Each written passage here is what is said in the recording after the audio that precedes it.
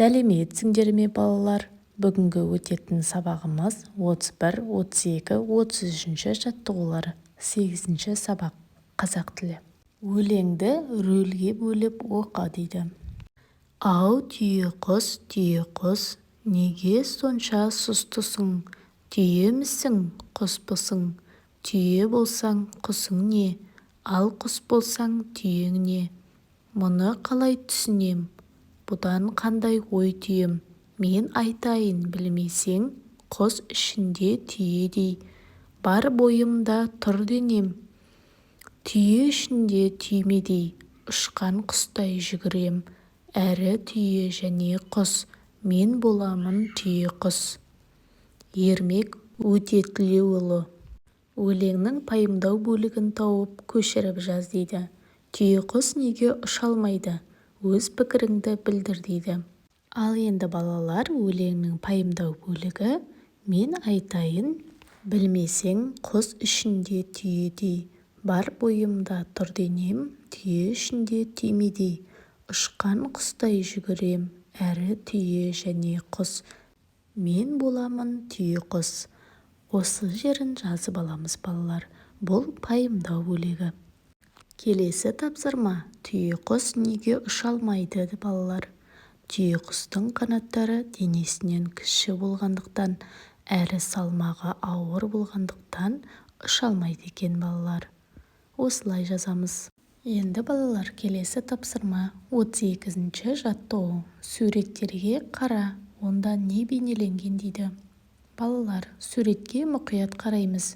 Бірінші суретте не бейнеленген? Онда бала мен қоян жүр, орманда, яғни қоянды бала ұстайын деп жатыр. Ал екінші суретте бала қоянның аяғын таңып жатыр екен. Ал үшінші суретте қоян мен бала орманда ойнап жүр. Ал енді мына сұрақтарға жауап берейік балалар. Бала орманнан не тауып алды? Бала орманнан қоян тауып алды. Екінші, қоянның аяғына не болды? Қоянның аяғы жараланып қалған. Үшінші, бала оған қандай қамқорлық жасады? Бала оның аяғын таңып берді. Төртінші, қоян жазылғаннан кейін оны қайда апарды? Қоян жазылғаннан кейін баланы орманға апарды. Бесінші, бала қоянға неліктен көмектесті? Себебі бала жанашыр, мейірімді бала. Сабақ түсінікті ме балалар? Түсінікті болса, келесі тапсырмаларға көшейік. Келесі тапсырма: керекті сөздер. Бірде көрді, аяғы сыныпты, әкелді, таңды, емдеді, тамақ берді, жазылды, еркіне жіберді. Суреттер мен сұрақтар бойынша әңгіме құра және оған ат қой дейді. Керекті сөздерді пайдалан дейді. Құраған әңгімеңді жаз. Өзің хайуанаттарға немесе құстарға қамқорлық жасап көрдің бе дейді. Енді балалар, біз осы керекті сөздер арқылы осы суретке қарап әңгіме құраймыз. Әңгімеміздің атын мейірімді Айдос деп қояйық. Айдос орманда келе жатып, жаралы қоянды көрді. Қоянның аяғы сыныпты. Оны үйге әкеліп, аяғын таңды.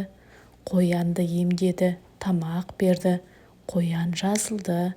Айдос қоянның жазылғанын көріп, өз еркіне жіберді. Осылай жазамыз балалар. Немесе өзгертіп жазуларыңызға болады. Ал енді келесі: өзің хайуанаттарға немесе құстарға қамқорлық жасап көрдің бе дейді. Қамқорлық жасау ол жануарларға тамақ, су берудің өзі қамқорлыққа жатады балалар. Ал енді келесі 33 жаттығу. Көп нүктенің орнына тиісті әріпті қойып, жұмбақты көшіріп жазамыз дейді. Шешуін тап дейді. Қалқиып ұзын құлағы, елеңдеп қорқып тұрады. Ол кім екен балалар? Ол әрине қоян. Жұмбақтың жауабын қоян деп жазып қоямыз. Бұл жердегі тиісті әріптер И, сосын Г әріпі екен, иә? Осылай жазып қоямыз, балалар. Сабақ түсінікті болса, бүгінгі сабағымыз аяқталды, балалар.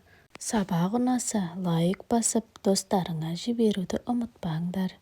Және тіркелмеген болсаңдар, подписаться кнопкасын басып, тіркеліп кетуді ұмытпаңдар, балалар. Сау болыңдар.